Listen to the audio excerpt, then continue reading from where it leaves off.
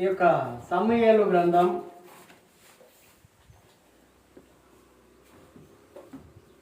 మొదటి సమూయేలు, రెండవ సమూయేలు అని రెండు గ్రంథాలు దీంట్లో రాయబడి ఉన్నాయి. కొన్ని మాటలను మనం ఈరోజు ధ్యానించుకుందాం. చెప్పబడే మాటలలో అసలు సమూయేలు అంటే ఎవరు? సమూయేలు అనేటువంటి పేరు ఎందుకు వచ్చింది మనం నేర్చుకుందాం.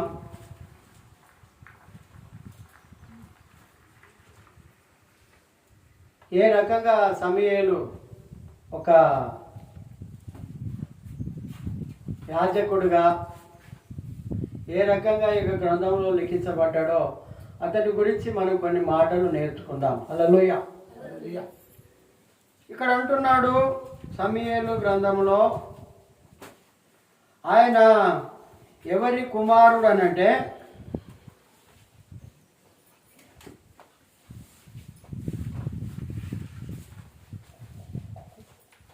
ఎల్కానా.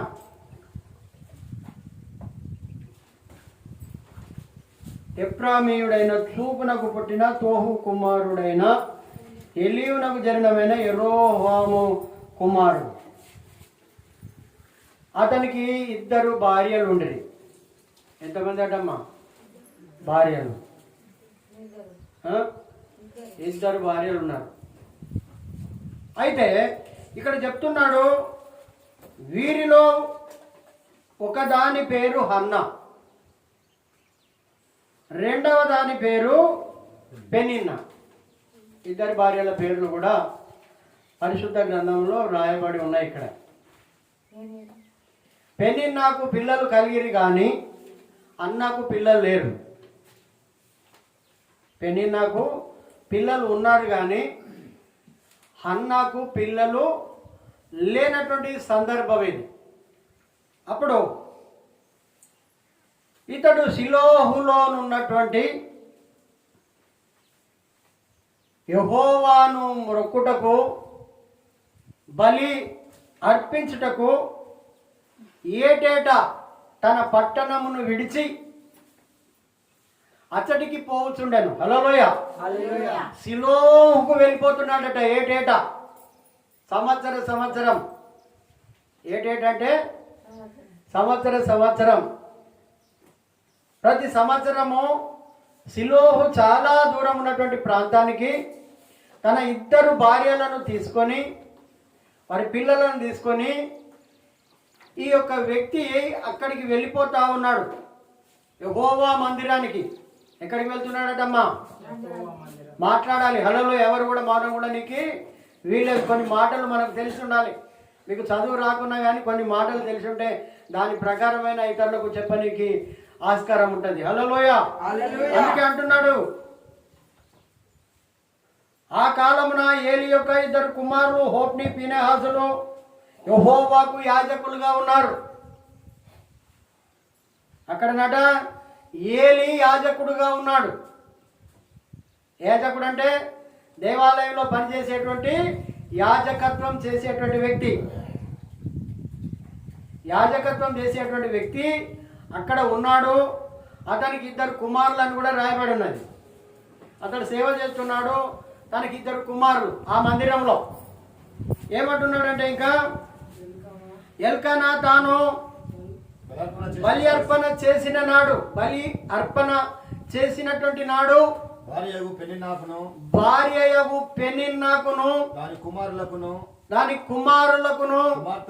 కుమార్తెలకును పాలు ఇచ్చుచూ వచ్చను గాని అన్న తనకు ప్రియముగా ఉన్నందున ఆమెకు 2 పాలు ఇస్తున్నాడు. హల్లెలూయా. పిల్లలు ఆమెకు 1 పాలు ఇస్తున్నాడు. పిల్లలు లేనటువంటి హన్నాకు 2 పాలు ఇస్తున్నాడు. ఎందుకంటే ఆమె అతనితో చాలా ప్రేమగా ఉంటుంది. ఇద్దరు భార్యలు అనుకున్నాయి కదా. ఎవరు కూడా కిందికి చూడకండి. హల్లెలూయా. ఇటువైపే చూడండి. హల్లెలూయా. కిందికి చూడద్దు. ఇక్కడ అంటున్నాడు, ఇక్కడ 2 పాలు ఇస్తున్నాడు చిన్న భార్యకు, పెద్ద భార్యకు 1 పాలు ఇస్తున్నాడు. అయితే ఇక్కడ చూడండి, ఇక్కడ ఏమంటున్నాడు మళ్ళీ అన్న తనకు ప్రియముగా ఉన్నందున 2 పాలు ఇచ్చుతూ వచ్చెను. యెహోవా ఏం చేసిండట? ఆమెకు సంతు లేకుండా చేశాడు. హల్లెలూయా. ఏం లేకుండా చేశాడట? సంతానము లేకుండా చేశాడు. గొడ్రాలు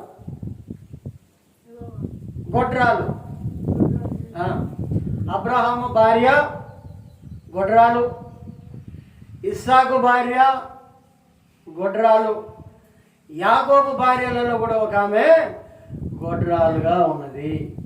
ఇట్లా అర్థం చేసుకోవాలి మన వాక్యం. అబ్రహాము, ఇస్సాకు, యాకోబుల దేవుడు అని అంటాం కదా. అబ్రహాము భార్య కూడా మొదటిగా గొడ్రాలే, ఇస్సాకు భార్య కూడా గొడ్రాలే, యాకోబు ఒక భార్య కూడా గొడ్రాలే. చూసుకుందాం ఇంకొక మాట. సంతు లేకుండా చేశాను. యెహోవా ఆమెకు సంతు లేకుండా చేసి ఉన్న హేతువును బట్టి, కారణాన్ని బట్టి, ఎందుకు నాకు సంతానం ఇయ్యలేదన్నటువంటి కారణాన్ని బట్టి ఆమె వైరియగు పెనిన్న ఆమెను విసికించుటకై ఆమెకు కోపము పుట్టించుచూ వచ్చింది. కొంతమంది పిల్లలు ఉన్నోళ్ళు పిల్లలు లేని వాళ్ళని చూసిందంటే ఏ రకంగా చూస్తారంటే, గొడ్రాలు ఇక నీకు పిల్లలు పుట్టరు, మాటికి సూటిపోటి మాటలే కాకుండా పనికిరానటువంటి మాటలు, కోపం పుట్టించేటువంటి మాటలు ఆమె పుట్టిస్తూ ఉన్నది. మీకు కోపం వచ్చేటట్టు. పిల్లలు లేరు కదా, గొడ్డుదాని అంటున్నది, కోడి మీద పెట్టి తిడుతున్నది, గొడ్డు మీద పెట్టి తిడుతున్నది, కోపం వచ్చే మాటలు మాట్లాడుతూ ఉన్నది. మన శారమ్మ గారికి కూడా కోపం వచ్చింది ఒకసారి. హల్లెలూయా. శారమ్మ కూడా పిల్లలు లేనప్పుడు ఆమెకు ఉన్నటువంటి ఎవరో దాసికి గర్భఫలం దేవుడిస్తే, దాసి గర్భఫలాన్ని బట్టి ఆమె కొంచెం బిల్డప్ ఇస్తారు. కొంతమంది కొంచెం డబ్బున్నా, కొంతమంది అందం ఉన్నా, కొంత అండదండలున్నా, మంది మార్బలం ఉన్నా, బలగం ఉన్నా, కొంతమందికి వేరే రకంగా పోతాంటారు. ఇక్కడ కూడా ఆమె అలాంటి కోపకు చెందింది కాబట్టి ఆమెను ఎప్పటి కూడా విసిగిస్తూ ఉన్నది.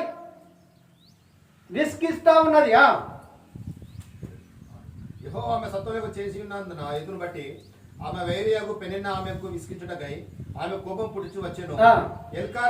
ఎల్కానా ఆమెకు ఏటేటా ఆ రీతిగా చేయించు ఉండగా అన్న యెహోవా మందిరమునకు పోవునప్పుడెల్లా అది ఆమె కోపం పుట్టించెను. అది ఆమెకు కోపం పుట్టిస్తా ఉన్నది. హల్లెలూయా. చూడ ఈ మాట వినండి బాగా. యెహోవా మందిరానికి పోవునప్పుడెల్లా ఎందుకు పోవాలి? దేవుడు నాకు ఏమి ఇచ్చిందని రావాలి? అదే సంతోషిస్తున్నది, నేను బాధపడుతున్నాను, నేను ఎందుకు పోవాలి అన్న ఉద్దేశము ఆమెలో కలిగినట్టుగా మనం చూస్తాం. ఏమంటున్నాడంటే, ఎల్కానా ఆమెకు ఏటేటా ఈ రీతిగా చేయించుండగా అన్న యెహోవా మందిరమునకు పోవునప్పుడెల్లా అది ఆమెకు కోపం వస్తున్నది. కానీ భర్తకు భయపడిపోతున్నది, భర్తను ప్రేమిస్తున్నది కాబట్టి పోతున్నది. కొంతమంది ఎవరిని బట్టో మందిరానికి వస్తారు, అది రాంగమ్మ. హల్లెలూయా. ఎప్పుడు కూడా ఎవరో రమ్మంటే పోవడం, ఎక్కడికో పోవడం, ఇది కాదు దేవునికి కావాల్సింది. ఆమె కోపం వస్తున్నది, బలవంతాన వస్తున్నది, బలవంతాన గొర్రెను గుంజుకపోయినట్టుగా పోతా ఉన్నది. అంతే కదా. ఆమెకి ఇష్టం లేదు, మందిరానికి పోవాలని ఇష్టం లేదు. కానీ వాళ్ళు ఎప్పుడు పోతున్నారు? ఏటేటా పోతున్నారు, ప్రతి సంవత్సరం పోతున్నారు. అదే మనలాంటి వాళ్ళు అయితే దేవుడు నాకు ఏమి ఇచ్చిందని రావాలి. అంతే కదా. దేవుడు నాకు ఏమి ఇచ్చిందని రావాలి అన్నటువంటి కోపము ఆమెకు కలిగి ఉన్నట్టుగా మనము చూస్తూ ఉన్నాం. కనుక ఆమె భోజనము చేయక ఏడ్చుకుంటూ పోతా ఉన్నది. హల్లెలూయా. ఎట్లా పోతుందట? మనం సంతోషంగా పోతున్నాం కానీ ఆమె ఏడ్చుకుంటూ పోతా ఉన్నది. ఇంటికాడ స్టార్ట్ చేసింది ఏడుపు. బలవంతం, భర్త మీద ప్రేమ ఉన్నది, కోపం ఉన్నది, అయినా తప్పడం లేదు. ఒకదాని ఏం చేద్దామే నాడు అంటున్నాడు, అయినా ఏడ్చుకుంటా ఆ వాళ్ళతో పాటు ఆమె వెళ్ళిపోతా ఉన్నదా. ఆమె పెనీటి అయిన ఎల్కానా, అన్నా నువ్వు ఎందుకు ఏడుస్తున్నావు? భోజనం మానుట ఎలా? నువ్వు ఎందుకు అన్నం తింటావు? ఎందుకు భోజనం మానుతున్నావు? నీకు ఎందుకు మనోదుఖము ఎందుకు కలిగినది? ఎందుకు కలుగుతున్నది? నీకు మనోదుఖం ఎందుకు కలుగుతున్నది? నువ్వు ఎందుకు ఏడుస్తున్నావు? ఏడ్చుకుంటూ రాకే నాతో అంటారు కొంతమంది. అనే కానీ నువ్వు రాకపోయినా పర్వాలేదు, కానీ ఏడ్చుకుంటూ నాతో రాకు. నువ్వెందుకు ఏడుతున్నావు? నువ్వెందుకు మనోదుఖం కలగని ఉంటున్నావు? మనోదుఖం అంటే ముఖం మార్చుకొని పోతున్నది. ముఖము మార్చుకొని పోతా ఉంటే ఆయన అంటున్నాడు, ఎందుకు నీవు మనోదుఖం కలదానివై ఉన్నావు? 10 మంది కుమారుల కంటే నీకు ఏం తక్కువ చేశాను నేను? 10 మంది కుమారుల కంటే కూడా నేను నీకు హెచ్చు కదా, అంతకంటే నిన్ను ఎక్కువగా ప్రేమిస్తున్నాను కదా, ఆమె కంటే నీకు 2 పాలు ఎక్కువ ఇస్తున్నాను కదా, ఇంకా నీకు ఏం తక్కువైంది? ఏం తక్కువైనా కానీ స్త్రీలకు గర్భఫలం లేకుంటే ఏదో కొరత ఉంటుందండి, ఏదో ఒక బాధ ఉంటుంది. ఏమున్నా లేకున్నా కానీ వారికి కావాల్సింది ఏంటిది? అమ్మ అని అనిపించుకోవాలని. డబ్బు అవసరం లేదు, వాళ్ళకు ధనం అవసరం లేదు, ఈ నింద పోగొట్టాలని ఆమె అంటున్నది. ఇక్కడ ఏమంటున్నా ఆయన అంటున్నాడు, ఇక్కడ నీకు 10 మంది కుమారుల కంటే కూడా నేను విశేషమైనటువంటి వాడని కాదా? నీకు ఏం తక్కువైందని అంటున్నాడా అని ఆమెతో చెప్పుతూ వచ్చాను. వారు షిలోహులో ఉన్న అన్నపానములు పుచ్చుకున్నారు. అక్కడి వరకు వెళ్ళారు, అక్కడ మంచిగా తిన్నారు వాళ్ళు. హల్లెలూయ. వాళ్ళు తిన్నారు కానీ ఈమెకు ముద్ద దిగడం లేదు, ఈమె తింటలేదు. ఏ రకంగానైనా దాన్ని జాగ్రత్త వినండి అమ్మా. ఇక్కడే వస్తున్నది ఆ వాక్యం. ఇక్కడ మనకు కావలసినటువంటి వాక్యము మనం ఇప్పుడు అందుకోబోతున్నాం. ఇక్కడ అంటున్నాడు, వాళ్ళు తిన్నారు, సంతోషంగా ఉన్న వాళ్ళు ఏం చేస్తారు? తినుకుంటా కూడా సంతోషపడతా ఉంటారు. కానీ ఈమెకు సంతోషము లేదు.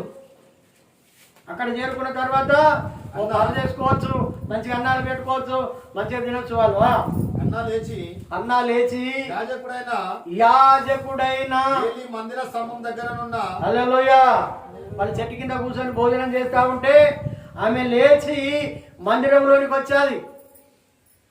ఆమె లేచి ఎక్కడికి వెళ్ళిందట? మందిరంలోనికి వచ్చి యాజకుడైనటువంటి ఏలి మందిర స్తంభం దగ్గర కూర్చొని ఉన్నాడు. ఆయన ఎక్కడ కూర్చున్నాడు? సేవకుడు మందిరంలో కూర్చొని ఉండగా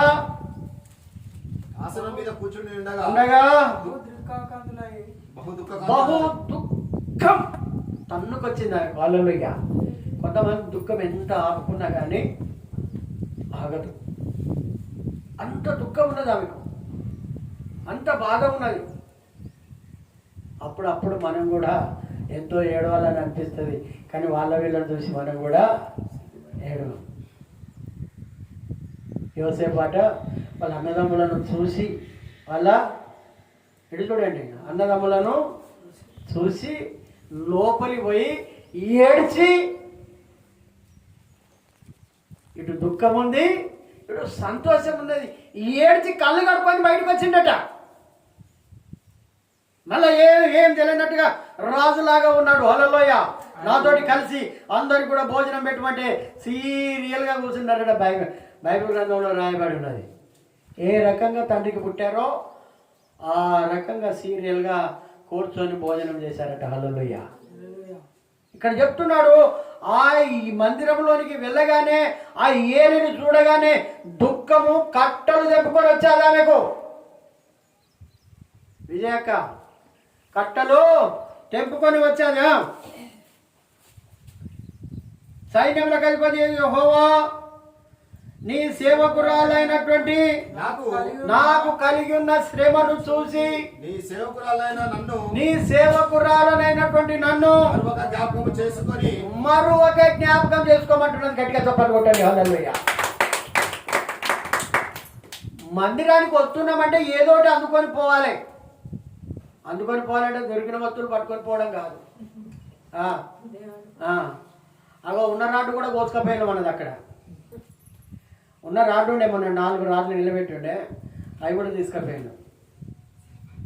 అంటే చెప్తున్నా ఇక్కడ, నన్ను జ్ఞాపకం చేసుకో అయ్యా. ఎందుకు వచ్చావు? శిలువ మీద ఉన్నటువంటి దొంగ కూడా అయ్యా నీ రాజ్యంలోనికి వెళ్ళినప్పుడు నన్ను జ్ఞాపకం చేసుకోమన్నాడు. ఇక్కడ హన్న కూడా నన్ను జ్ఞాపకం చేసుకో అంటున్నది. హల్లెలూయా. మనం ఎప్పుడైనా అడిగాం మా ప్రార్థనలో నన్ను జ్ఞాపకం చేసుకో ప్రభువా అని? మనం అడగం. మనం ఎందుకు అడుగుతాం? మనకు అన్ని తీరులు ఉన్నాయి.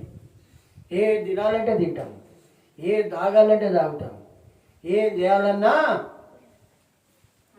అట్లుంటే అవసరం లేదు దేవునికి. ఆమె ఒక కొరతతో వచ్చాది, దుఃఖము పొంగి పొరులుతూ ఉన్నది, దుఃఖం తన్నుకొని వచ్చింది ఆమెకు. ఆయన అంటున్నాడు, నీ సేవకురాలైనటువంటి నన్ను జ్ఞాపకము చేసుకొని, నీ సేవకురాలైనటువంటి నాకు ఒక మగబిడ్డని ఇచ్చిన ఎడల, హల్లెలూయా, ఒక్క మగబిడ్డని ఇచ్చిన ఎడల అయ్యయ్యా నువ్వు ఇస్తే నేను ఇస్తా. హల్లెలూయా. కానీ మన పద్ధతి తారుమారు ఉంటుంది. నువ్వు ఎట్లుంటుంది మనది? తారుమారు ఉంటుంది. హల్లెలూయా. నువ్వు ఇస్తే ఇచ్చేదాకా ఒక లెక్క, ప్రవీణ్ చెప్పినట్టుగా ఇచ్చినాక ఒక లెక్క. హల్లెలూయా. ఇంతవరకు కాచినావు నీకు వందనాలయ్యా, ఎంతో మంచిగా చూసినావు వందనాలయ్యా. ఇలాంటివి బాగానే ఉంటాయి. కష్టం వచ్చిందంటే వద్దు దేవుడు, బాధ కలిగితే దేవుడు వద్దు, శ్రమ కలిగితే దేవుడు వద్దు, రోగం వస్తే దేవుడు వద్దు. మనం ఏమన్నా దేవాలమ్మా? అన్నీ వస్తాయి. కొంతమంది అంటారు మీరే దేవుని నమ్ముతారు, మీకెందుకే రోగాలు, మీ దేవుడే బాగు చేస్తాడు కదా, మీ దేవుడే అప్పులు తీసేస్తాడు కదా, మీ దేవుడే పిల్లల్ని ఇస్తాడు కదా, మీ దేవుడే రోగాలు తీసేస్తాడు కదా, మీ దేవుడే కష్టాలు తీసేస్తాడు కదా. అవును, తప్పకుండా తీసేస్తాడు. గట్టిగా చప్పట్లు కొట్టండి. హల్లెలూయా. నువ్వు నిండు మనసుతో ఆయనకు అనుకూలంగా ఉన్నట్టయితే తప్పకుండా సాయం చేస్తాడు ఆయన. అందుకే ఇక్కడ అంటున్నాడు, ఏమంటున్నాడు ఆయన? నీవు కనుక నన్ను జ్ఞాపకం చేసుకొని, నీ సేవకురాలైనటువంటి నన్ను మరొక జ్ఞాపకం చేసుకొని నాకు ఒక మగబిడ్డను దయచేసిన ఎడల, ఇచ్చిన ఎడల వాని తల మీదికి క్షౌరపు కత్తి ఎన్నటికీ రానియను. చప్పట్లు కొడదాం. ఎన్నటికీ కూడా రానియను. ఎన్నటికీ రానియను అంటే తల మీద వెంట్రుకలు తీసే ముచ్చట లేదు. అర్థమైందా? ఈ విధంగా ఎవరికి కూడా చెప్పండి. బైబిల్ గ్రంథంలో ఇంకొకరు ఉన్నాడు, సంసోన్ కూడా నాజీరు చేయబడినటువంటి వాడు. తల మీదకి కత్తి రాలే. ఎప్పుడైతే కత్తి వచ్చిందో తన బలం పోయింది. అయితే ఇక్కడ అంటున్నాడు, తల మీదికి క్షౌరపు కత్తి ఎన్నటికీ రానియక వాడు బ్రతుకు దినములన్నిటిను నేను వానిని యెహోవానగు నీకు అర్పిస్తానయ్యా. హల్లెలూయా. ఎవరికి అర్పిస్తుందట? ఇప్పుడు లేక లేక కొడుకు పుట్టిండు, మళ్ళా అల్ల ఇస్తారా అమ్మ? ఇక మందిరానికి రాదు, ఏం చేసుకుంటాడో చేసుకొని నాకైతే ఇచ్చిండు. నేను రాను మందిరానికి అనేటోళ్ళు కూడా ఉంటారు. చూడండి, ఆయన అంటున్నది, నేను వానిని యెహోవానగు నీకు అప్పగింతునని మొక్కుబడి చేసుకున్నాను ఆమె. హల్లెలూయా. నీకే అర్పిస్తానయ్యా,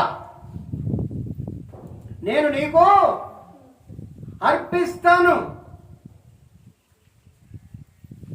అర్పించేటువంటి వారముగా మనం ఉండాలి.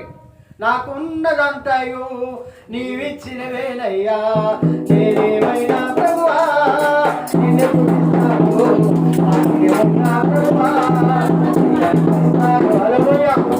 ఆయనకి ఇచ్చేది ఇస్తే చాలు, ఉన్నదంతా ఇవ్వనంత అవసరం లేదు.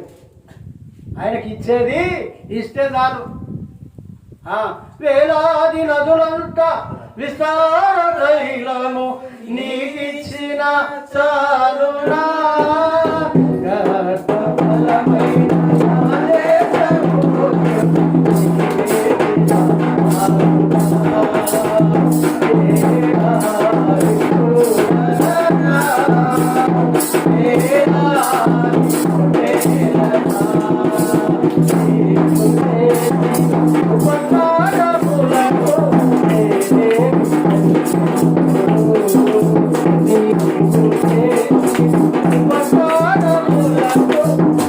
Hey,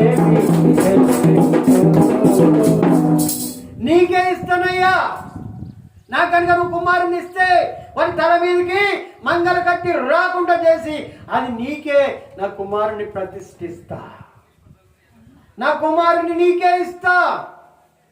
అందుకే అంటున్నాడు ఇక్కడ, యెహోవా సన్నిధిని ప్రార్థన చేయుచుండగా హల్లెలూయా నీకే అప్పగిస్తానని ఆమె ఏం చేసిందంటే మొక్కుబడి చేసుకొనెను. ఆమె యెహోవా సన్నిధిని ప్రార్థన చేయుచుండగా ఏలి ఆమె నోరును కనిపెడతా ఉన్నాడు. హల్లెలూయా. ఈమె ఏమని ప్రార్థన చేస్తున్నది? ఏం వినబడతలేదు ప్రార్థన చేసేది, కానీ దేవునికి కుమ్మరించుకుంటుంది తన హృదయాన్ని. హల్లెలూయా. బాగా మనో దుఃఖం కలదాన్ని మొత్తం కళ్ళకి వెళ్ళి నీరు కాలిపోయి కళ్ళన్నీ ఉబ్బుతాయి కదా కొంతమందికి. బాగా ఏడితే ఎవరికైనా కళ్ళు ఉబ్బుతాయి. అందుకే ఆ రకంగా ఏడ్చి ఇలాంటి ప్రార్థన చేస్తుంది, నీకే నేను నా కుమారుని అప్పగిస్తానని ఆయన ప్రార్థన చేస్తాడే. ఏలి ఆమెను కనిపెడతా ఉన్నాడు, మనం ఇక్కడికి వస్తాం చక్కగా వెళ్ళిపోతాం. నీకేమవుతుంది? ఎందుకు వస్తున్నామో తెలుస్తలేదు, ఇక్కడికి ఎందుకు పోతున్నామో తెలుస్తలేదు. హల్లెలూయా. ఏ మొక్కుబడి చేసుకుంటున్నావు? ఏమని ప్రార్థన చేస్తున్నావు? ఏ ఉద్దేశంతో ఇక్కడికి వస్తున్నావు? ఏ తలంపుతో ఇక్కడికి వస్తున్నావు? మన యొక్క హృదయాన్ని చూస్తాడు ఆయన. హల్లెలూయా. నువ్వు నిద్రపోతున్నావా? నువ్వు వింటున్నావా? నువ్వు ఏం చేస్తున్నావు? చెప్పిన ప్రకారం వింటున్నావా లేదా? అది చూస్తాడు ఆయన. ఆమెకు ఎవరు చెప్పలేదు, అయినా కానీ ఇదే అవకాశం హల్లెలూయా అని కోపంతో దేవుని మందిరంలో పోయింది. ఏడ్చుకుంటూ దేవుని మందిరంలోనికి పోయి తన బాధ అంతా ఆయన ముందట వెళ్ళగప్పుకున్నది. హల్లెలూయా. నీకు ఎంత కష్టం ఉన్నా ఒకరోజు నీకు కన్నీరు రాదు. ఉపవాసం ఉండమంటే ఉపవాసం ఉండం. ఉపవాస ప్రార్థన అంటే మనకెక్కడ కార్యాలు జరుగుతాయండి? నేను ఒకటి చెప్తున్నా వినండి, ఉపవాసం లేకుండా మనం క్రైస్తవులం కాదు. పరిసేడు ఉంటున్నాడు వారానికి 2 సార్లు. ఎందుకు మనం దేవుని నామాన్ని భజన చేస్తున్నాం? వారానికి ఒకసారి ఉపవాసము తప్పకుండా ఉండాలి ఉపవాసం. అందుకే ఇక్కడ చెప్తున్నాను, ఏలైనగా అన్నా తన మనసులోనే చెప్పుకొని చూడాను. ఎట్లా ప్రార్థన చేస్తుందట? తన మనసులోనే ప్రార్థన చేస్తూ ఉన్నది. ఆమె పెదవులు మాత్రం కదులుచుండి ఆమె స్వరము వినబడకై ఉండెను గనుక ఏలి నీవు మత్తురాలవై ఉన్నదనుకున్నాడు. హల్లెలూయా. ఈమె తాగి ఉన్నదని అనుకుంటున్నాడు. తాగి ఉన్నదని ఎందుకు నువ్వు మత్తురాలవై ఉన్నావని ఆమెను అడిగితే ఆమె అంటున్నది చూడండి 13వ వచనంలో, అన్నా అది కాదు నా ఏలినవాడా, నేను మనోదుఃఖము గలదాననై ఉన్నాను. ఏ రకంగా ఉన్నదట? మనోదుఃఖం. హల్లెలూయా. మనోదుఃఖం అంటే మన మనసులోనే ఒక బాధ, అది ఎవరికి చెప్పుకుంటే తీరనటువంటి బాధ, అది ఎవరు తీర్చలేనటువంటి బాధ. పై అడుగుతాం, డబ్బులు కావాలంటే అడుగుతాం, అంతేనా? ఎవరైనా సాయం చేయవచ్చు, ఇంకేదైనా కావాలంటే అడుగుతాం, కానీ గర్భఫలం ఎవరు ఇస్తారు? గర్భఫలము యెహోవా ఇచ్చు బహుమానం. గట్టిగా చప్పట్లు కొడదాం. హల్లెలూయా. ఆ రకంగా ప్రార్థన చేస్తా ఉన్నది.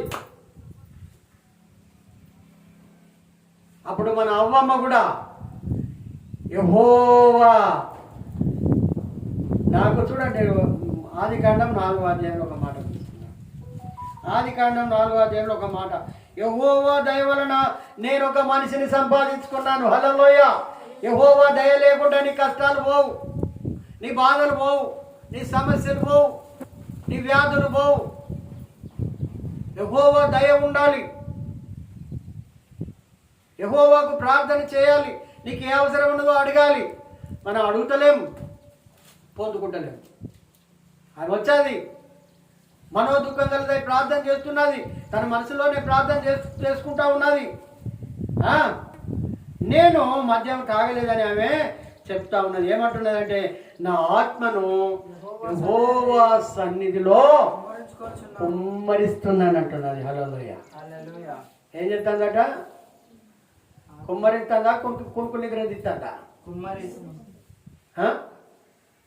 ఏంటి మనకు ఓసారి ఇట్లా వస్తుంది నిద్ర, ఓ కట్టలు గమ్ముకొని వచ్చినట్టుగా వస్తుంది ఒక్కొక్కసారి. ఎంత ఇవ్వాలి ఎంత చెప్పినా కానీ ఇటు ఊదాం అటు ఊదాం ఇటు ఊదాం.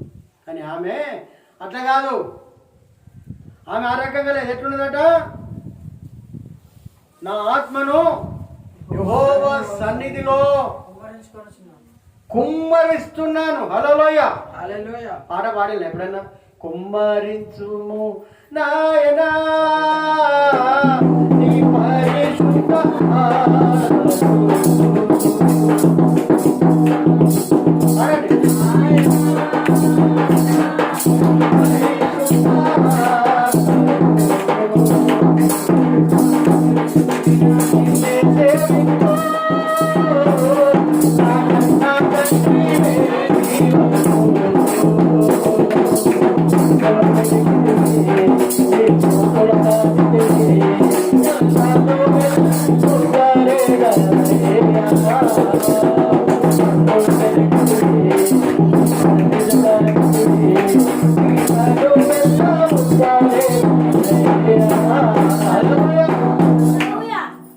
ఆయన అంటున్నది, ఆమె నేను కుమ్మరించుకుంటున్నాను.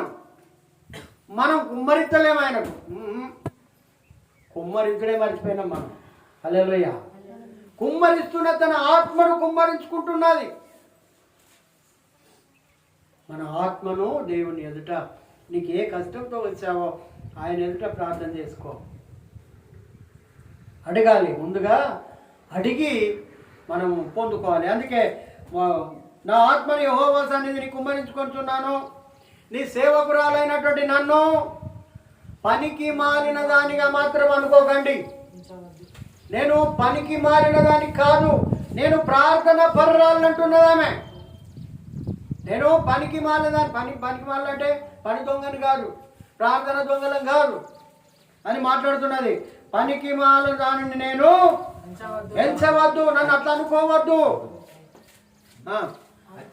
అత్యంతమైన కోప కారణమును బట్టి, నాలో ఉన్నటువంటి కోపం, ఆవేశం, పిల్లలు లేరన్నటువంటి మనస్తాపంతో, అందుకే కోప కారణమును బట్టి బహుగా నిట్టూర్పులు విడుచుతూ నాలో నేను, హల్లెలూయా, నిట్టూర్పులు ఏంటంట, నిట్టూర్పులు విడుచుతూ నాలో నేను, నాలో నీ ఉండుటే నీలో నేనుండుటే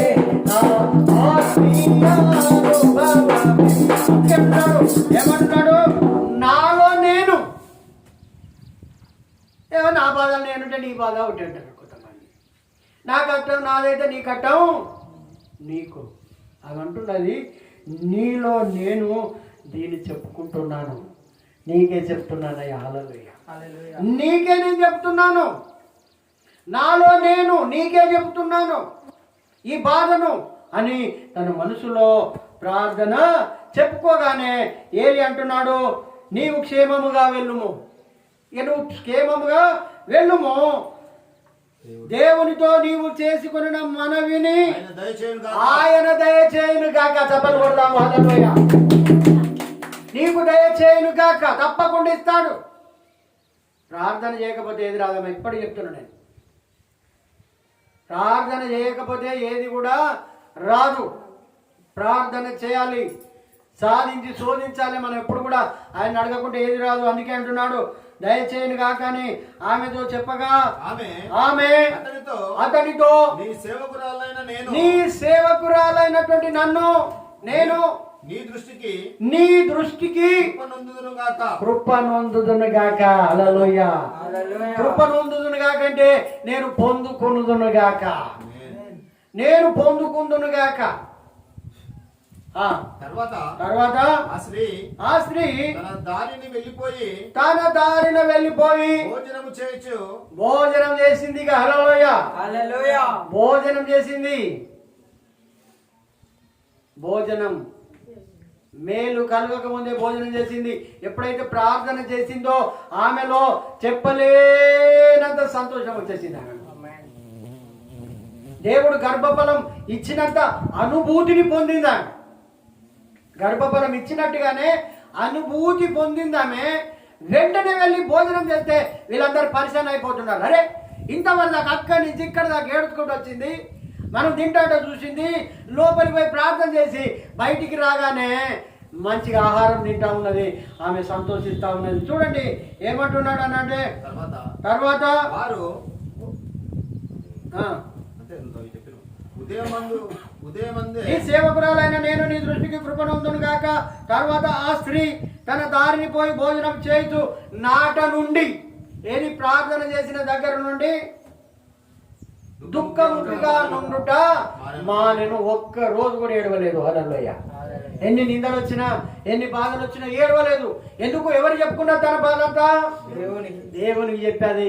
తప్పకుండా నా దేవుడు వింటాడు, తప్పకుండా నాకు సాయం చేస్తాడు, తప్పకుండా నన్ను ఆదుకుంటాడు, తప్పకుండా నన్ను ఆదరిస్తాడు. ఇవి కలిగి ఉండాలి క్రైస్తవుడు. ఏమో ప్రార్థన అయితే చేసినా కానీ చేస్తాను, కానీ ప్రార్థన చేస్తానమన్నా చేస్తాను. ఎట్లా చేస్తాను ప్రార్థన? నీ ప్రార్థన నీకే అర్థమవుతుంది, నీ ప్రార్థన నీకే అర్థమవుతలేదు. అందుకే అవంటే అప్పటి నుండి ఏం చేసిందట, దుఃఖముఖిగా ఉండుట మానేది. దుఃఖం లేదు, ఇక బాధ లేదు, కష్టం లేదు, ఎన్ని నిందలు వచ్చినా భయం సంతోషంతో ఉంటున్నాను. ఎందుకంటే నేను నా దేవుని దగ్గర నేను మొరపెట్టుకున్నాను. మరి అన్ని రోజులు వచ్చింది, వడ్డీనే వెళ్ళిపోయింది. ఇంత పట్టుదల కలిగి ప్రార్థన చేయలేదామె. అన్ని రోజులు వచ్చింది, పోయింది, వట్టిగానే అనుకున్నది. కానీ ఈ అవకాశం నేను పోనిచ్చుకోకూడదు అని ఆమె ఆలోచన చేసి ఆ రకంగా అప్పటి నుండి ఏడవడము మానేసింది. తర్వాత వారు ఉదయమందు ఆలపొద్దుగాల లేచి యెహోవాకు మొక్కి తిరిగి రామాలో నుండి తన ఇంటికి వచ్చెను. అంతటా ఎల్కానా గట్టిగా చెప్పలు కొట్టండి. హల్లెలూయా. ఎప్పుడు జ్ఞాపకం చేసుకుంటాడు నిన్ను? ఓడలో ఉన్న నోవను జ్ఞాపకం చేసుకుంటాడు దేవుడు, నిన్ను జ్ఞాపకం చేసుకోడా? గట్టిగా చెప్పలు కొడదాం. సిలువ మీద ఉన్న దొంగను జ్ఞాపకం చేసుకున్నాడు దేవుడు, నిన్ను జ్ఞాపకం చేసుకోడా? నువ్వు ఏమని ప్రార్థన చేస్తున్నావు? ఎందుకు నీ ప్రార్థనకు జవాబు వస్తలేదు? ఎందుకు వస్తలేదు? ఎందుకు కష్టాల పాలవుతున్నావు? ఎందుకు నష్టాల పాలవుతున్నావు? ఎందుకు బాధల పాలవుతున్నావు? ఎందుకు దుఃఖం పాలవుతున్నావు? ఎందుకు దూషింపబడుతున్నావు? ఎందుకు అనేకులు ఎదుట నిందల పాలవుతున్నావు? ఆయన జ్ఞాపకం చేసుకుంటాడు. హల్లెలూయా. ఆయన జ్ఞాపకం చేసుకుంటాడు మనలను. ఆయన జ్ఞాపకం చేసుకునేటువంటి దేవుడు. హన్నాను జ్ఞాపకం చేసుకున్నాడట. మందిరంలో ప్రార్థన చేసి వెళ్ళిపోయాది. నువ్వు ఇతరులకు సాక్షిగా ఉండాలి. యావత్ ప్రపంచం ఈ యొక్క మాటలు విని ఎంతో మంది భక్తులు మారారు. హల్లెలూయా. మనం ఏం చెప్తున్నాం? బయటికి పోయి మన ఇంట్లో మనమే ఉంటున్నాం. నువ్వు ప్రార్థన చేస్తున్నావు, అక్కడ సాక్ష్యం చెప్తలేవు. ప్రార్థన చేస్తున్నావు, సాక్ష్యము చెప్తలేవు. ఇంకెక్కడ సంఘం అభివృద్ధి అవుతుంది? నీకేం అద్భుతాలు జరుగుతాయి? దేవుడు నీకేమేమంటావు? ఎందుకు చర్చికి పోయినా అంతే, గుడికి పోయినా చర్చికి. ఎందుకు పోతున్నాం చర్చికి? పొందుకోవాలి, అందుకోవాలి, ఏదో ఒకటి దేవుని దగ్గర లబ్ధి పొందుకోవాలి. హల్లెలూయా. అందుకే అంటున్నాడు, ఆమె నాట ఏం చేసిండట? ఆమెను జ్ఞాపకము చేసుకొనెను. కనుక అన్న గర్భం ధరించి దినములు నిండినప్పుడు ఎప్పుడైతే జ్ఞాపకం చేసుకున్నాడో ఆమె ఏమైందట? గర్భము ధరించింది. గర్భము ధరించి ఒక కుమారుని కని నేను యెహోవాకు మొక్కుకొని. హల్లెలూయా. ఎవరికి మొక్కిందట? చెప్పండి, నోరు దగ్గర చెప్పండి. ఎవరికి మొక్కింది? మరి నువ్వెవరికి మొక్కుతున్నావు?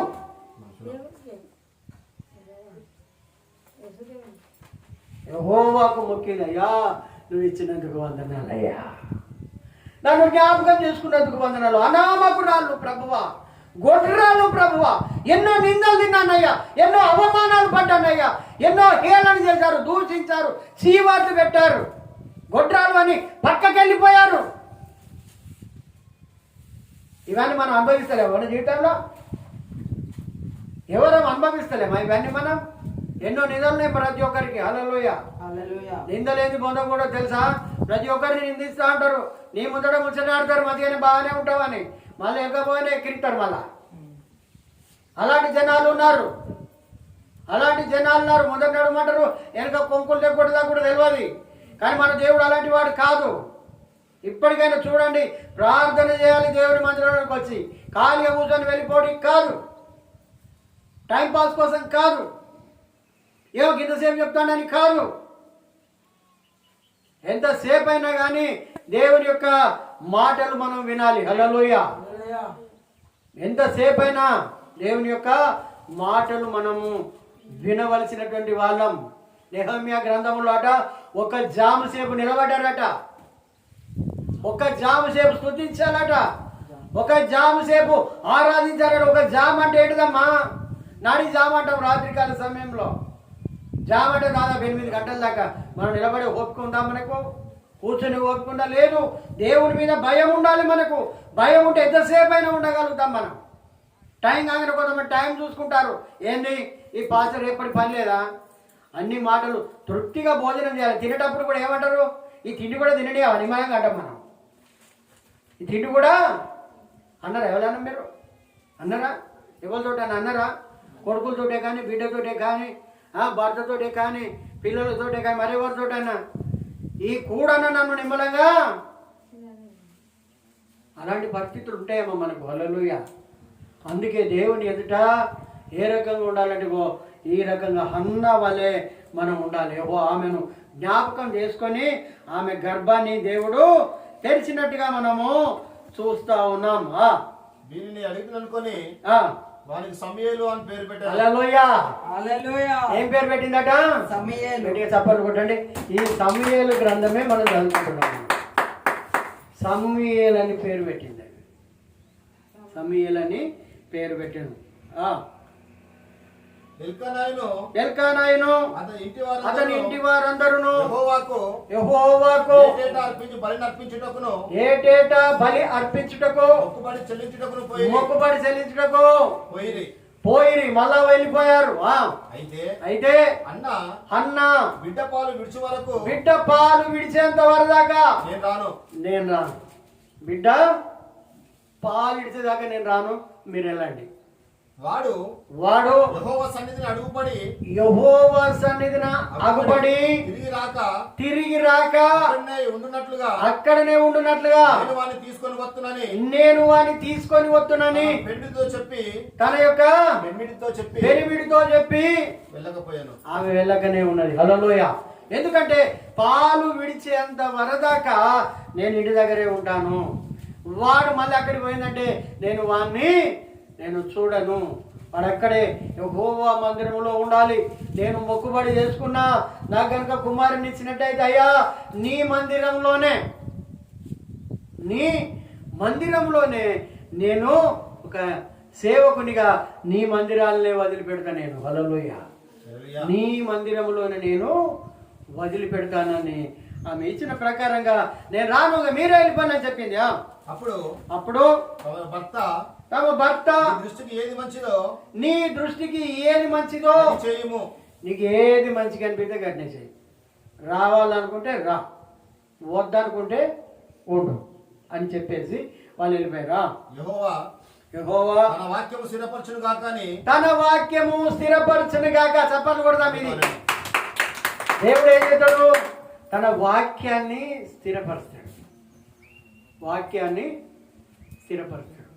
వాక్యం అంటే తెలుసా అమ్మ ఏంటిది? వాక్యం అంటే దేవుడే. హల్లెలూయా. ఆ వాక్యము దేవుడు స్థిరపరుస్తాడట. వాగ్దానాలు తీసుకున్నారా మీరు? ఎవరు వాగ్దానాలు తీసుకున్నారా? మనం ఫస్ట్ పాట పాడుకున్నాం.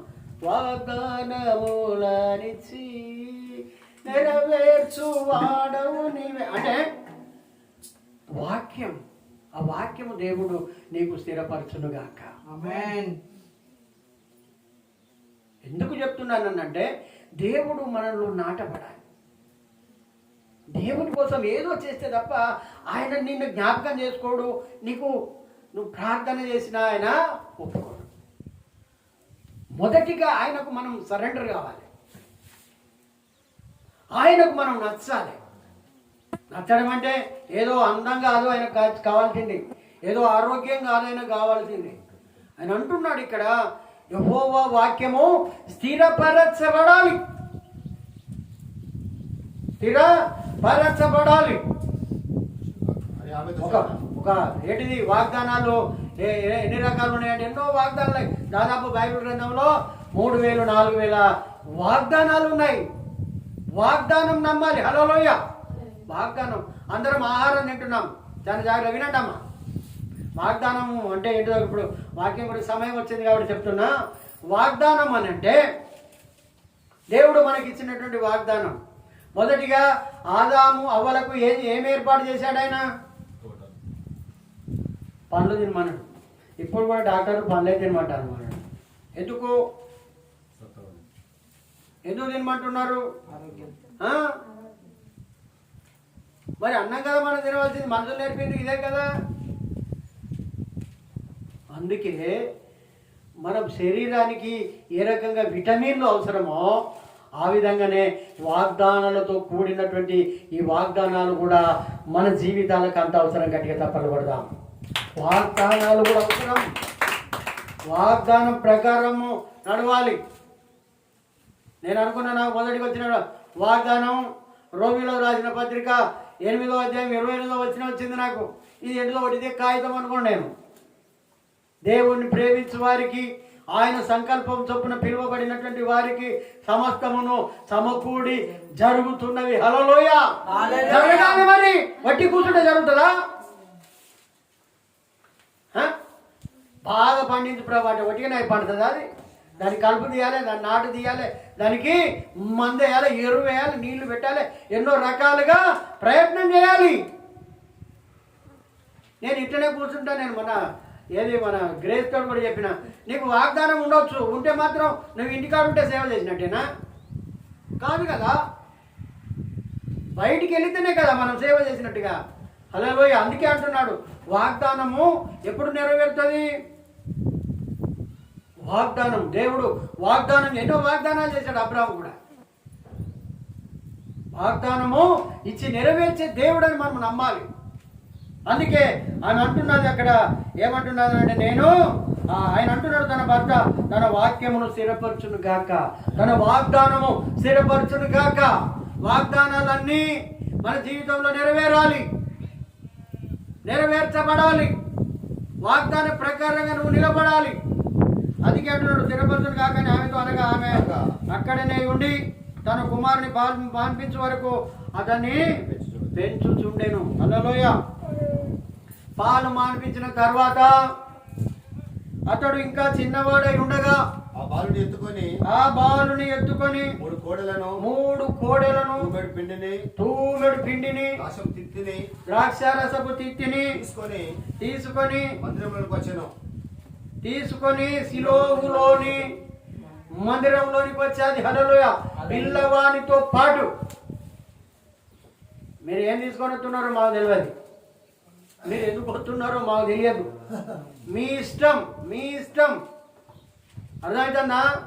దేవుని మందిరానికే దగ్గరికే కానీ, దైవ సేవకుల దగ్గరికే కానీ ఖాళీ చేతులతో వెళ్ళకూడదు. ఇది దేవుని ఆజ్ఞ. ఇది ఎందుకంటే ఒకరోజు ఇదే సౌలు గాడిదలపై నేను వెతుకుతా ఉంటే గాడిదలు దొరకకపోతే సమూయేలు దగ్గరికి వెళ్తా ఉన్నారు. సమూయేలు దగ్గరికి ఎక్కడ అతనుకున్నటువంటి పనివాడు చెప్తున్నాడు, కింది చూడకుండా మైండ్ చూడండి. సమూయేలు దగ్గరికి వెళ్ళండి, మీ గాడిదలు ఎక్కడ ఉన్నాయో దొరుకుతాయి అని చెప్పినప్పుడు ఈ సౌలు అంటున్నాడు, అరే మరి దైవజన్ దగ్గరికి మనం వెళ్తున్నాం కదా, మరి మన దగ్గర ఏమి లేదు కదా, మరి ఎట్లా ఆయన దగ్గరికి మనం ఏమని పోదాం అని. ఆయన ఎక్కడుంటే ఉన్నత స్థలముల మీద ఉన్నాడట. హల్లెలూయా. ఉన్నత స్థలముల మీద ఉన్నాడు ఆయన. ఆయన దగ్గరికి పోవాలంటే ఏం చేయాలి అని అంటే, అయ్యా ఏమి లేవని మనం అనుకోవద్దు, ఇవ నా దగ్గర ఉంగరం ఉన్నది, ఇది తీసి ఆయనకి ఇద్దాం. ఏంటిదంటే ఇచ్చేది? ఏమి ఇచ్చిళ్ళు? ఏంటి? ఆయనకు ఉంగరం ఇచ్చారు. ఉంగరం ఇచ్చి హల్లెలూయా ఇవ్వడం అంటే ఆయన ఇవ్వమని చెప్పలేదు, అది నీ హృదయపూర్వకంగా ఇవ్వాలి. ఏదో ఇవ్వమని చెప్తే కాదు, ఏదో చెప్పితే కాదు. బస్సు ఎక్కుతున్నావు, టికెట్ తీసుకోవాలి, నీ బాధ్యత, కండక్టర్ బాధ్యత, డ్రైవర్ బాధ్యత, ఎవరి బాధ్యత అమ్మా? బస్సు ఎక్కినాక టికెట్ తీసుకునే బాధ్యత ఎవరిది? మనదే, మనదే. అందుకే చెప్తున్నాను ఇక్కడ, ఇవి నా సొంత మాటలు కాదు, నేనేమో రాసుకొని రాలేదు. రానున్న అధ్యాయాలలో ఇది కూడా మనకు దొరుకుతుంది, ఇది కూడా దొరుకుతుంది. ఎందుకు చెప్తున్నాను అంటే వట్టి చేతులతో దేవుని మందిరానికి రాకూడదు. పాత నిబంధనల గ్రంథంలో రాయబడినది 20 సంవత్సరాలు దాటిన పురుషులందరూ కూడా ఎవరు కూడా వట్టి చేతులతో దేవుని మందిరానికి రాకూడదు. జ్ఞాన హృదయులందరినీ ప్రేరేపిస్తాడట, వివేకము గల స్త్రీలను దేవుడు ఏర్పాటు చేస్తాడట. ఇదంతా బైబిల్ గ్రంథంలో ఉన్నది. పని చేసేటువంటి స్త్రీలు, వివేకము గల స్త్రీలు, నైపుణ్యం గల పనివారిని ఆయన ఏర్పాటు చేసుకుంటాడట. రానున్న అధ్యాయంలో ఇవన్నీ కూడా మనకు దొరుకుతాయి. ఇవి నా సొంత మాటలు కాదు చెప్పేది. అందుకే ఆమె ఇవన్నీ కూడా ఆయన దగ్గర తీసుకొని పోయి, చూడండి ఏమంటున్నాడో, మందిరంలోకి వచ్చాను, వారు ఒక కోడెను వధించి పిల్లవాణిని ఏలి యొద్దకు తీసుకొని వస్తున్నది, నడిపించుకుంటూ తీసుకొని వస్తున్నది మందిరంలోనికి. చప్పట్లు కొట్టండి హల్లెలూయా. మందిరంలో ఎవరిచ్చిన దేవుడు, ఆ పిల్లవాడిని ఎవరిచ్చిల్లమ్మా? దేవుడిచ్చినటువంటి అబ్బాయిని దాచుకోమన్నాడా పెట్టెలు పెట్టి? హల్లెలూయా. దేవుడు చెప్పిన మాట వినాలి. ఆమె హృదయపూర్వకంగా అన్నది కాబట్టి తప్పకుండా చేయాలి. దేవుడు కూడా నేను పరీక్ష పెడతా ఉంటాడు. అబ్రహామును పరిశోధించను అని ఉన్నది. నీకు ఒక్కడైనటువంటి నీ కుమారుని తీసుకొని నేను చూయించు పర్వతములలో ఒకదాని మీద బలి అర్పించమన్నాడు. ఏంటే ఇచ్చింది నువ్వే, మళ్ళీ బలి అర్పించమన్నది నువ్వే. ఇది విడ్డూరం కాదా? జనాలు ఒప్పుకుంటారా? అసలే నా భార్య ఒప్పుకుంటుందా? 100 సంవత్సరాల కన్నటువంటి కొడుకు గారాబోగా పెరుగుతున్నాడు, నువ్వు నా కొడుకుని ఇవ్వమంటున్నావు అని అనలేదైనా అని ఆయన అనుకోలే. తన మనసులో కూడా ఆయన అనుకోకుండా దేవునికి బలి అర్పణ అర్పించాడు. హల్లెలూయా. అర్పించడం నేర్చుకునేవాడే క్రైస్తవుడు. మనం అర్పించబడాలి. ఎంత కష్టం వచ్చినా, ఎన్ని బాధలు వచ్చినా అర్పణలోనికి రావాలి, అర్పించబడాలి, అలవాటు చేసుకోవాలి, పిల్లలకు నేర్పించాలి. ఇదంతా మన బాధ్యత, తల్లిదండ్రులంగా మన బాధ్యత. అందుకే ఇక్కడ అంటున్నాడు, ఇక్కడ ఎందుకో ఒక కోడను వధించి పిల్లవాడిని ఏలి యొద్దకు తీసుకొని వస్తున్నది మందిరంలోనికి. మనమైతే దాచిపెట్టుకుంటాం. ఓ నా బంగారమే, నా ఎండో అంతేనా, నా పౌడాలే అంతేనా అని ముద్దు పెట్టుకుంటూ మనమే దాచుకుంటాం. ఈయనయ్యా నా దేవుడికి, ఈయనయ్యా. మనసులోనైనా అనుకుంటాం మనం, సరే మీది కొట్టి లోపడి కొట్టున్నా కానీ మనసులో కూడా అనుకుంటాం, ఈయనయ్యమో ఏం చేసుకుంటావు చేసుకోమని. అవి తీసుకొని వస్తున్నది, నువ్వు ఒప్పుకున్న తప్పుకున్నా. అందుకే ప్రసంగి గ్రంథం 5వ అధ్యాయంలో మాట్లాడుతున్నాడు. 5వ వచనంలో నువ్వు మొక్కుకున్నది ఏది కూడా నువ్వు మొక్కుబడి చెల్లించడానికి వెనకాడకమని ఉన్నది. నువ్వు మొక్కుకున్నది చెల్లించాలి. కొంతమంది నేను అది చేస్తానంటాడు, ఇది చేస్తానంటాడు. ఇప్పుడు కొత్తగా మొక్కుతున్నాను, నేను అక్కడికి వస్తానని, నేను ఇక్కడికి వస్తానని, నేను అక్కడికి పోతానని. ఇదంతా కాదు.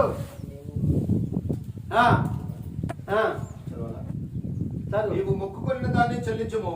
నీవు మొక్కుకున్నదాన్ని ఏం చేయాలి? ఆమె చెల్లించడానికి ఇక్కడ దాకా వచ్చింది. ఆమె నువ్వు మొక్కుకొని చెల్లింపకుండుట కంటే నువ్వు మొక్కుకొని ఉండకనే మేలు. నేను అక్కడికి వచ్చి నీకు తలనీలాలు ఇస్తానయ్యా. ఎక్కడికి?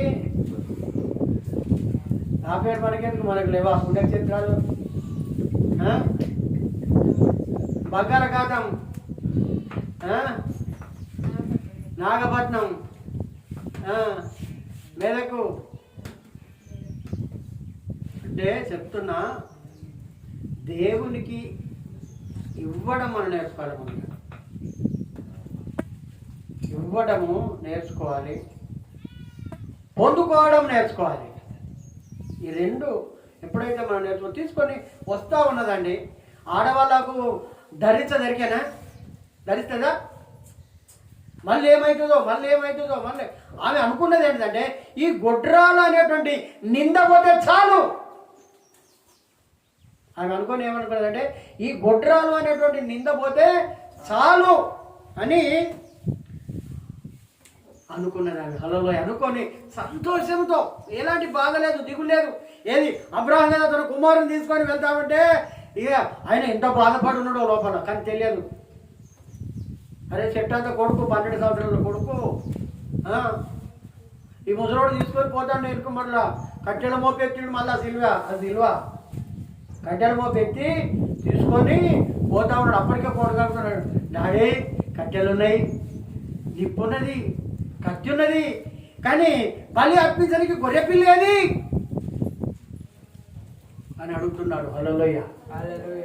ఎంత బాధాకరమైనటువంటి విషయం అని. కొడుకుని ఇవ్వాలంటే ఎవరు ఇస్తారండి?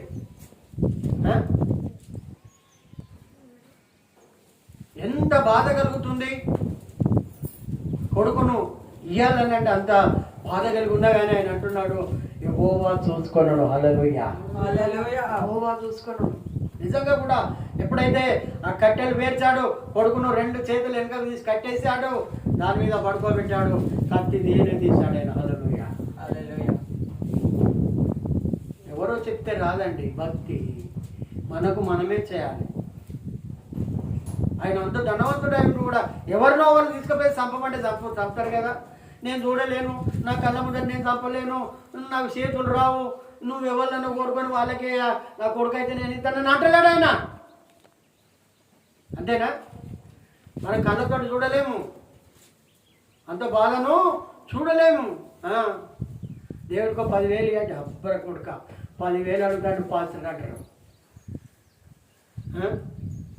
లక్షలు ఇష్టం నాకు లేరని అంటలేను కానీ వద్దులే, మనకు మన చిన్న సంఘం, మన చిన్న వాళ్ళం. కానీ చెప్తున్నా, ఆయన అంటున్నాడు ఇక్కడ, ఆయన అంటున్నాడు యెహోవా హీరే, యెహోవా చూసుకుంటాడు, ఆయనే చూసుకుంటాడు బిడ్డ. ఎప్పుడైతే తీసాడో అబ్రహామా అన్నాడు అక్కడ, నీ చేతిలో ఉన్న కత్తి నీ దగ్గరనే ఉంచుకో, ఆ పిల్లవాడిని ఏమీ చేయకు, నువ్వు దేవునికి భయపడు వాడవని ఇప్పుడు తెలిసింది నాకు. హల్లెలూయా. ఇప్పుడు నాకు తెలిసింది, ఈమె కూడా దేవునికి భయపడ్డాలి, ఒప్పుకున్నది, తిరిగి రక్షించాలి. ఎన్నో మొక్కులు మొక్కుంటాం, ఆపత్ మొక్కులు. మనం చూడండి, తిరిగి ఇచ్చేటువంటి పరిస్థితి మనకు ఉండదు, ఆ జ్ఞాపకం ఉండదు, ఆ జిజ్ఞాస మనకు రాదు, ఆలోచన మనకు రాదు. అందుకే ఆమె తన కుమారుణ్ణి, పిల్లవాడిని ఏలి యొద్దకు తీసుకొని వచ్చినప్పుడు ఆమె అతనితో ఇట్లా, నేను హల్లెలూయా ఏమంటుందో చూడండి, నా ఏలినవాడా, నా ఏలినవాని ప్రాణం తోడు, నా ఏలినవాని ప్రాణము తోడు, నీ యొద్ద నిలిచి యెహోవాను ప్రార్థన చేసిన స్త్రీని నేనే. గట్టిగా చప్పట్లు కొడదాం. నేనేనయ్యా ప్రార్థన చేశాను. నీకు గుర్తుందో లేదో, ఒక రోజు నువ్వు అన్నావు మత్తురాలువై ఉన్నావా, ఏం తాగావా, ఏంటి అందరు లేచిపోయారు, నువ్వు ఎందుకు కూర్చొని ఉన్నావు? లేదయ్యా, నా దేవుని ఎదుట నేను నా యొక్క ఆత్మను కుమ్మరించుకుంటున్నాను. హల్లెలూయా. కుమ్మరించుకుంటున్నాను అన్నటువంటి స్త్రీని నేనే. అయ్యా నీకు గుర్తుందా? ఆయన వృద్ధుడు, ముసలివాడు. ఎవరు? ఏలి. ఆయన చాలా వృద్ధుడు.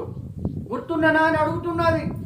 ఆ రోజు, అయ్యా ఆ రోజు నేను వచ్చాను చూడు, గుర్తున్నదా అయ్యా, నువ్వు వెళ్ళిపో, దేవుడు నీకు తప్పకుండా ఇస్తాడని అన్నో చూసినావా? ఆమె నేనే అయ్యా. ఎంత మంచి సాక్ష్యం చూడండి, ఎంత మంచి సాక్ష్యం అంటున్నది. ఆమె ఏమంటున్నదంటే, ఈ బిడ్డను దయచేయమని నా ఏలినవాని ప్రాణం తోడు నీ యొద్ద నిలిచి యెహోవాను ప్రార్థన చేసిన స్త్రీని నేనే అంటున్నది. ఈ బిడ్డను దయచేయమని ఈమని యెహోవాతో యెహోవాతో నేను చేసిన మనవిని నేను చేసిన ప్రార్థన ఆయన నాకు అనుగ్రహించెను. ఆయన నాకు అనుగ్రహించాడు. గట్టిగా చెప్పాలి పడదామండి. హల్లెలూయా. ప్రార్థన, నేను చేసిన ప్రార్థన, నువ్వు చేసిన ప్రార్థన కాదు.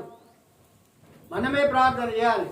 నీకు ఏ అవస్థ ఉన్నా, నీకు ఏ బాధ ఉన్నా, నీకు ఏ కష్టం ఉన్నా, నే ఇరుకున్నా కానీ దైవజనంలో కోరుతాం, చేయడం తప్పే కాదు, చేస్తాం. కానీ నీకు ఉండాలి, నీకు కూడా ఉండాలి. ఒక ప్రార్థన మేం చేస్తాం, ఒక ప్రార్థన నువ్వు చేస్తేనే అక్కడ అంగీకరించబడుతుంది. మమ్మల్ని చేయమని నువ్వు సపరేట్ చేయకుంటే ప్రార్థన అంగీకరించబడుతుందా? అంగీకరించబడుతుందా? మీరే చెప్పండి. అంగీకరించబడుతుందా? ఇప్పుడు సరే నువ్వు అడిగావు, దేవుడిని మనం అడిగాము, ఆయన ఇస్తున్నాడు, కానీ కనీసం నువ్వు చేయాలి తప్పాలా లేదా? మరి చేయ తప్పకుండా ఎక్కడ పడుతుంది? అది పనికి రాకుండా పోతున్నాయి కొన్ని ప్రార్థనలు మనకి.